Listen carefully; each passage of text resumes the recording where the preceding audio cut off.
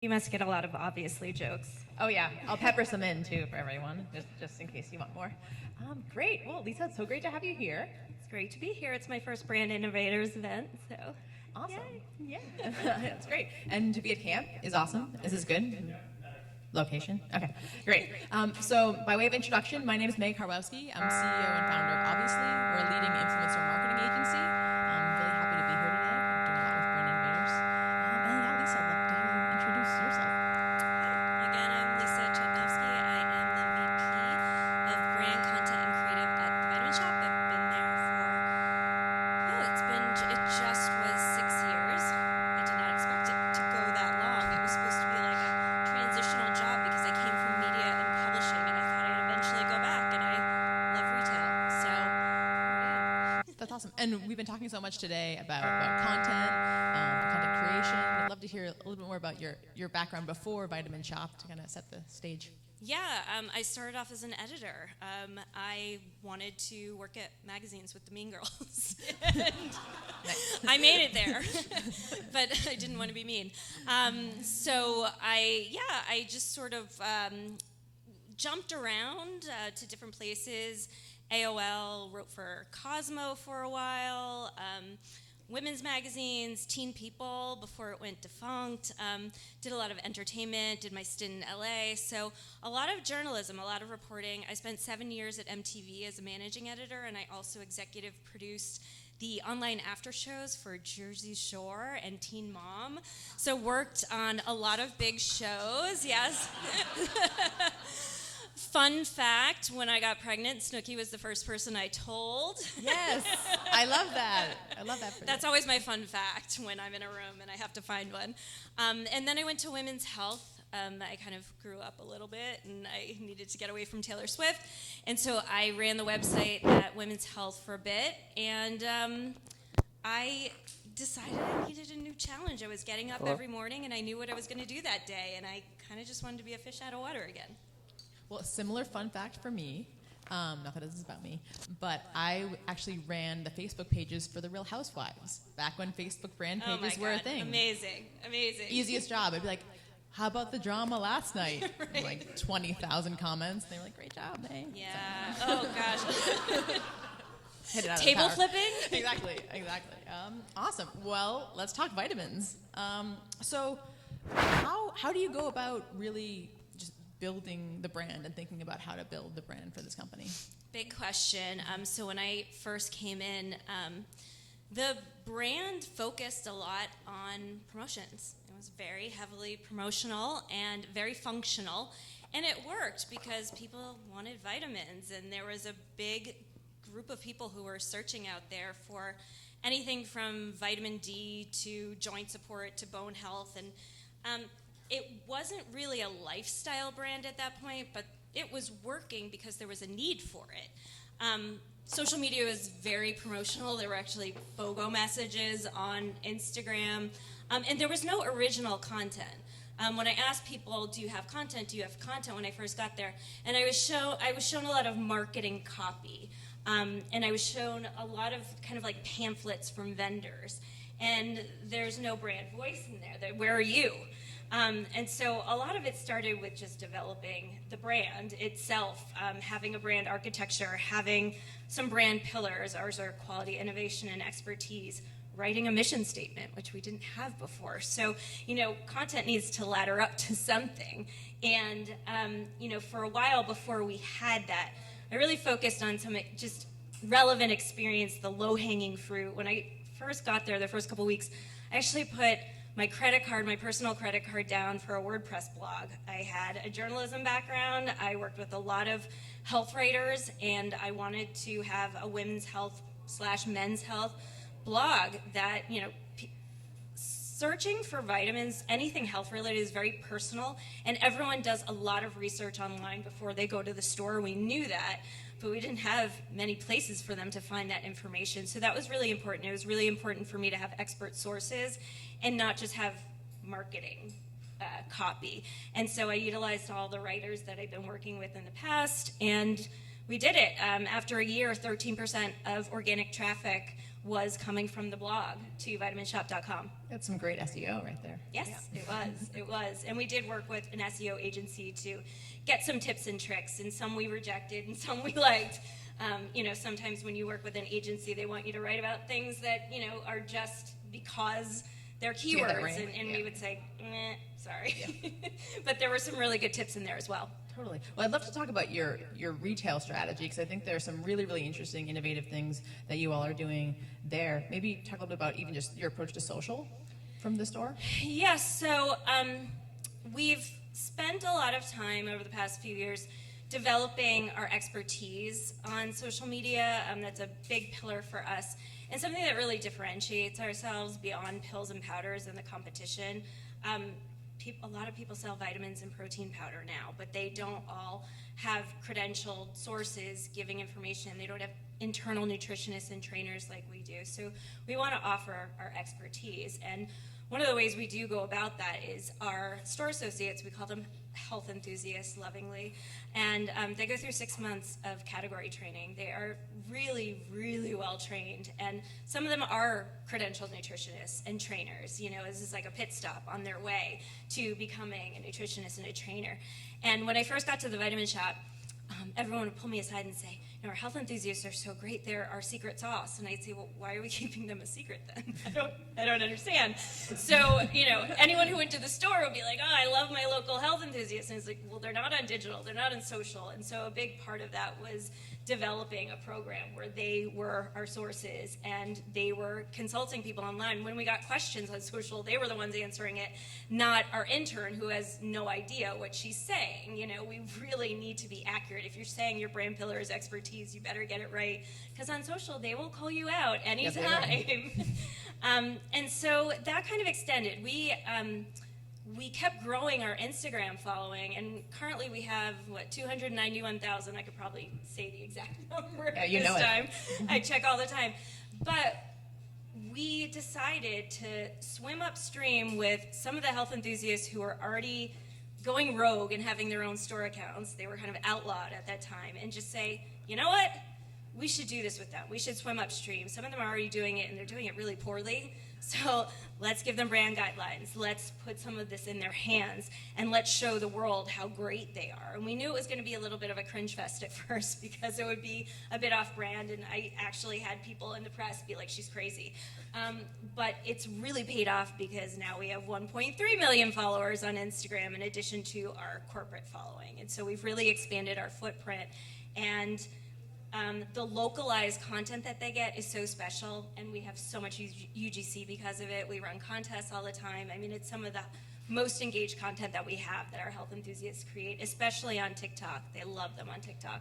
Yeah. Oh, that's awesome. I know so many brands have such a hard time with localized content, and they're trying to do it from the corporate HQ. And you're like, we don't know what's happening in Savannah, Georgia right now. Like, I don't think people on the ground, actually. It was a work in progress. Well, one thing it's really great with is that we can spy on them. We can see everything they're doing. It's like, oh, on Instagram, I saw you did that. But no, it took a while. We had to establish, brand guidelines, standards for them. We have a course that they take online in our Vitamin University that they have to sign off on. We push out content through our intranet, so about half of the content that they post is from us. But the other content, we give them a lot of guidelines. We have a newsletter where we give them ideas and hashtags every month. And some stores are better than others, of course. You're always going to find that. But it's been, just not getting the color blue right or getting the font right, is just such a small thing in comparison to the rewards we've gotten from it. Yeah, that's so great. And so you were about to talk a little bit about TikTok, but what are you guys doing in the world of video? TikTok, it's so fun. It's one of my favorite topics to talk about. And it was so intimidating when it first blew up, because it's like, no one's staffed for this. We have a very small, lean social media team, and all of a sudden it was like, what are you doing on TikTok? Chlorophyll's blowing up. What are you going to do about it? And so we really need to come up with, or I did, needed to come up with a strategy very quickly. And one of the great things is that our expertise pillar just fit right in so naturally because there's so much misinformation and disinformation on TikTok. Everyone's just saying that like, oh, this will clear up your skin or this will, get you pregnant or whatever. And we step in, we have our nutritionists come in and say, actually, this is X, Y, and Z. So we utilize, our expertise quite a bit.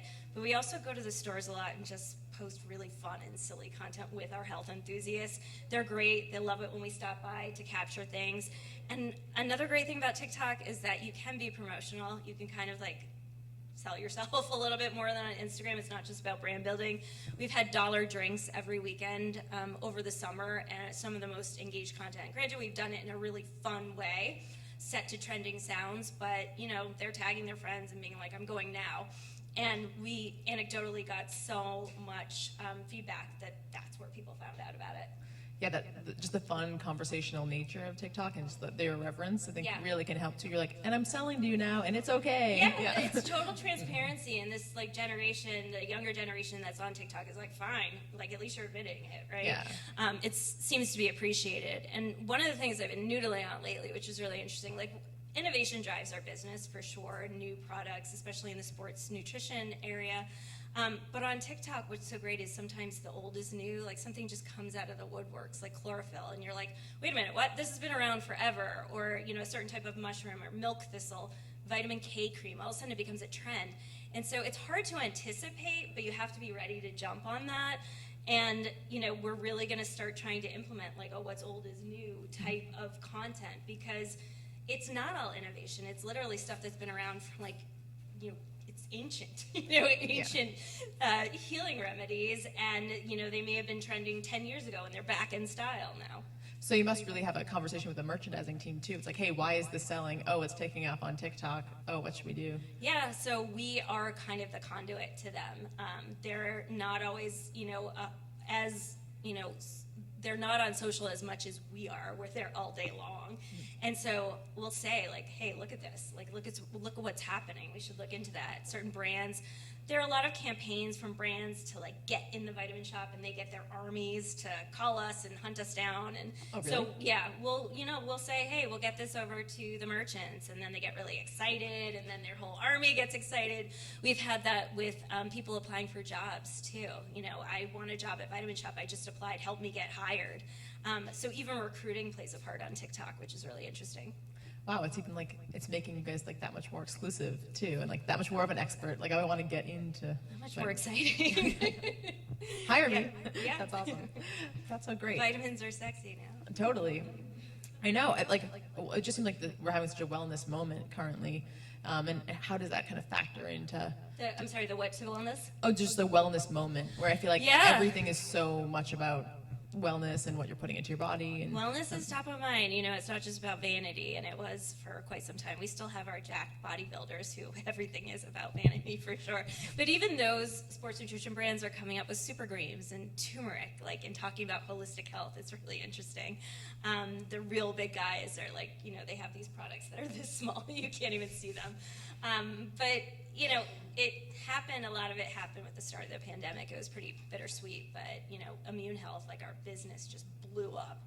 All of a sudden, we couldn't keep vitamin D in stock, zinc, every type of immune health, which there are a lot that people didn't know about, and even just hand sanitizer, we couldn't keep it in stock, and so our business shot through the roof. And what happened was people came to our stores and realized we actually are a lot more than vitamins. We sell healthy food, a lot of sports nutrition, drinks, and so we got a lot of awareness out of it, a lot of consideration, a lot of people just saying, oh, wow, like what we've been saying all along, but they saw it, they saw the proof that we sell so much more than just vitamins. That's awesome. And we've been talking a lot today about just how do you build community and how do you get that Vitamin Shop customer coming back and back. Let's talk a little bit about how do you get that life cycle going? Yeah, I mean, the brand loyalty is so important. A lot of it is just, establishing trust. And so quality is another one of our brand pillars. And if we don't have that, we have nothing. So, so much of it is in our private brands and how we go about testing them and third-party testing and being able to stand behind our products. because at the end of the day, that's what we are selling. And so we need to make sure everything we do is quality. And when we're talking about innovation, that it's not just product innovation, it's thinking outside the box in every single way. And having that aha moment with customers where they're like, again, like, I didn't know the Vitamin Shop did that. I didn't know I could get a nutritionist consult at the Vitamin Shop. I didn't know they had trainers. Oh, look, on the Instagram Live every Thursday they have one. And so constantly kind of surprising and delighting them. Yeah, and so you have the health enthusiasts, and then you have a few different types of other ambassadors. It'd be great to Yes, we have our nutritionist program, and they are always on call. I think they get very annoyed by us, actually. And then we have a wellness council, which we established a few years ago. We wanted to have sort of a panel of credentialed experts who could speak to different categories. So we have our sports supplement expert. They're all credentialed in some way, whether they're a doctor, a nutritionist, certified personal trainer.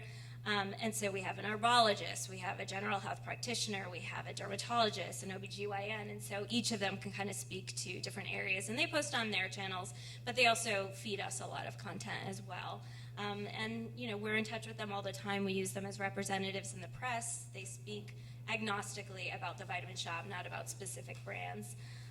And then we have our own trainers as well who do things like Instagram Lives and training tips. And then we also have brand-specific ambassadors. So we just launched a brand called True You. It's a women's wellness brand, which was a real white space for us. And we're treating it a lot like a beauty brand, and we do have an ambassador program called the True Crew. We have a whole group for them to connect. We send them free samples and swag. And that's another way to just establish loyalty. I mean, we send them handwritten cards. It's a lot of manual work, but it's worth it.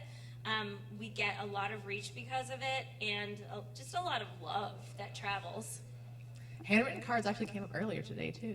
With Yes to Care. I feel like this might be a kind of an old is new marketing technique. Totally. And a lot of it, actually, our CEO demonstrates. I think a lot of this trickles down, but she's wonderful, and she's such an empath, and she cares so much about people, and she gives out handwritten cards, and, you know, she prints out pictures, you know, and, you know, frames them for us. And so that is the type of brand that we aspire to be. That's awesome.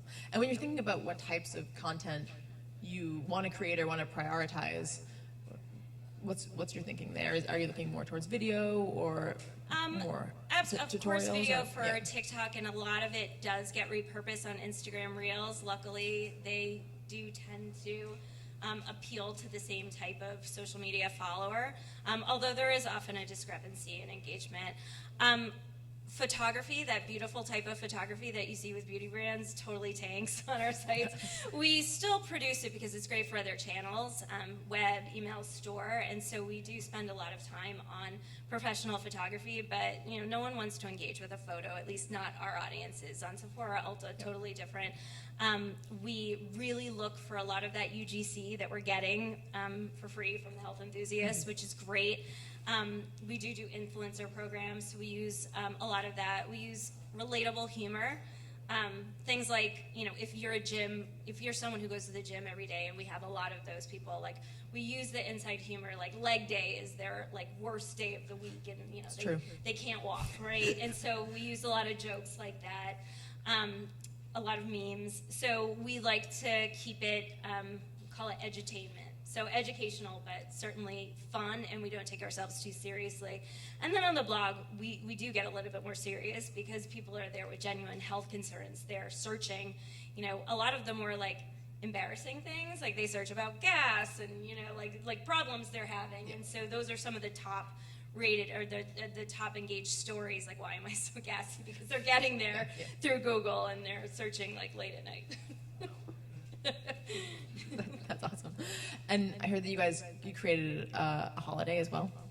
Yeah, we've created 2 holidays. A few years ago, when keto was all the rage, we created National Keto Day, and we had a weekend of sales and a ton of content, a ton of influencer activations, and we had our, you know, I think it was our best weekend of sales for the year. And so every year since then, we kept it up, but it kind of just kept dying, it was dying down as the trend was dying down.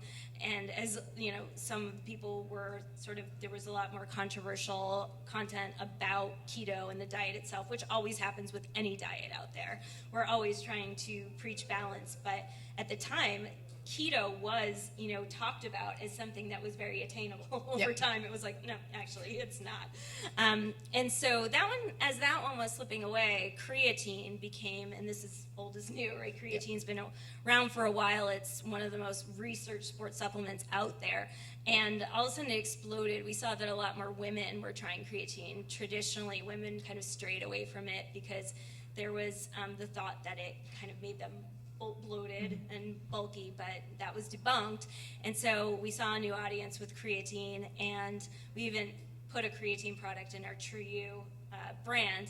And so we created National Creatine Day, and again we had 30% off all of our Body Tech brand, which is a private label creatine, and that was a fantastic weekend for us. We did an influencer campaign, a lot of great content around it, and the health enthusiasts, actually, we gave them a challenge to do a fitness challenge while holding the creatine, like holding it on their head, balancing it wherever. And that content was fantastic and really got a lot of reach and engagement. So are you actually or is your team controlling the messaging around hey, here's how we're approaching keto now? It just seems like trends must kind of come and go really quickly. Are you educating the health enthusiasts with all of that, or how do you approach education? So we do have a training team, and so they create videos. They have a video series called What's Up, and they create a lot of videos that are much more based on the scientific aspects of everything. They're still fun. They give a daily dose to them about a specific product or brand with information. So the training team functions a little bit differently, but still is creating fantastic content. We just really try and focus as much as possible on accuracy and making sure that we can stand behind everything we put out there, because on social, as I'm sure anyone knows who works in or has an account, again, you get blasted if you get something wrong. And so if we're going to say that expertise is one of our pillars, we have to stand behind it. Are there any other unique challenges similar to that that you find in building the Vitamin Shoppe brand? I would say another one is we have a split audience. So we have this general wellness vitamin and supplements and minerals audience, and that's sort of the customer tends to lean towards an older woman, or older, like my age, not Gen Z. And then we have the sports nutrition customer that tends to be this sort of hardcore sports guy. And so we have to split a lot of our messaging. We have to do a lot of segmenting. We have to do a lot of personalization, which can get expensive. It can get tedious. Mm-hmm. And it's very hard to put out a universal message to all customers. It really has to be segmented. And that makes it a lot difficult to build a brand, too, because it's who am I speaking to with this? Right. Yeah, definitely. And how do you introduce new customers to a new brand or a new product?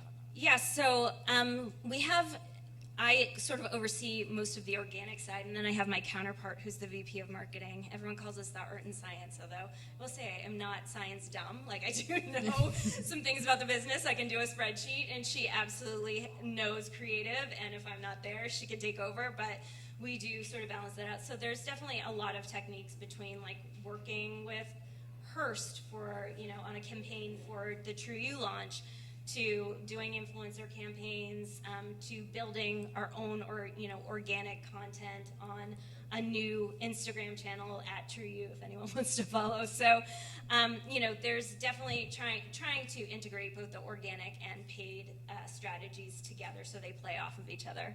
Do you do a lot of localized social ads too, or? Yeah, some, and we do grassroots as well.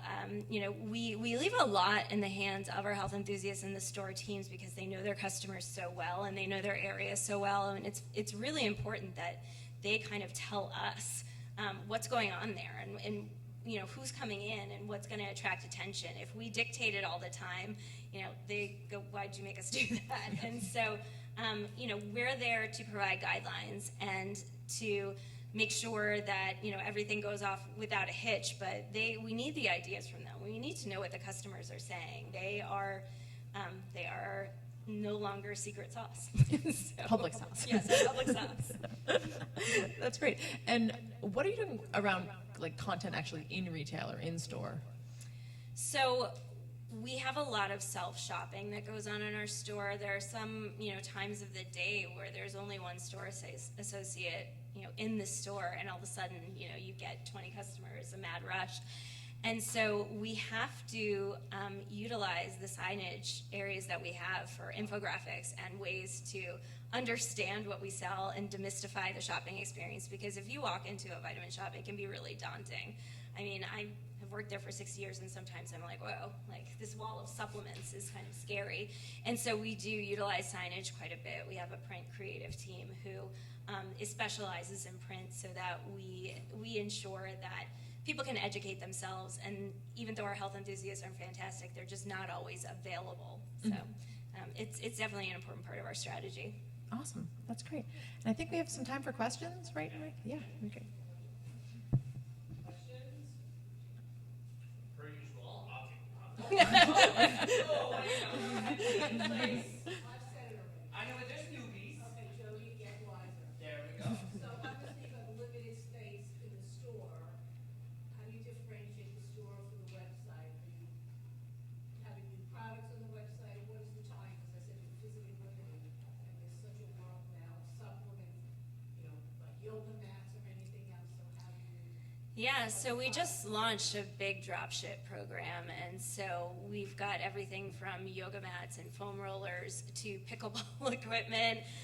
We're going to be bringing in, we're going to be experimenting with quite a few things, meal programs. Right now we are just experimenting and seeing what works and what doesn't, and we have to.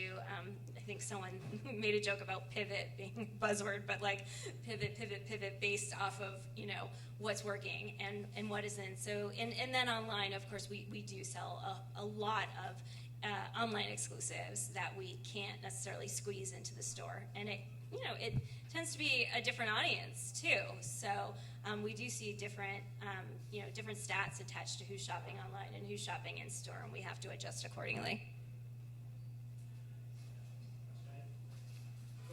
Hey. Chudnofsky from Burn Interactive.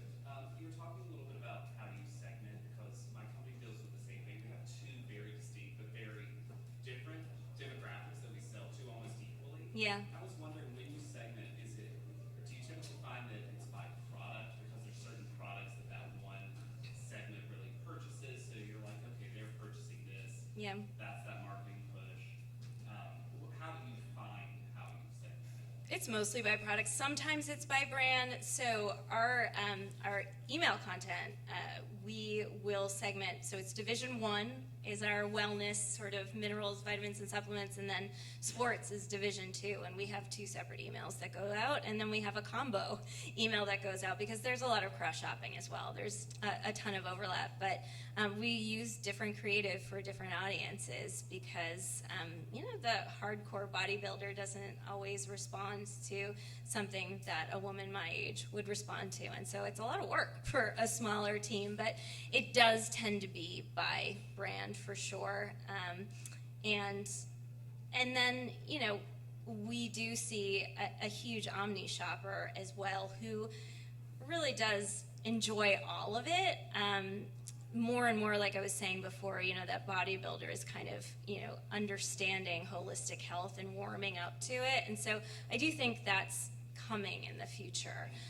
More and more sort of sports brands embracing turmeric and prostate health and joint health. We're seeing it a lot.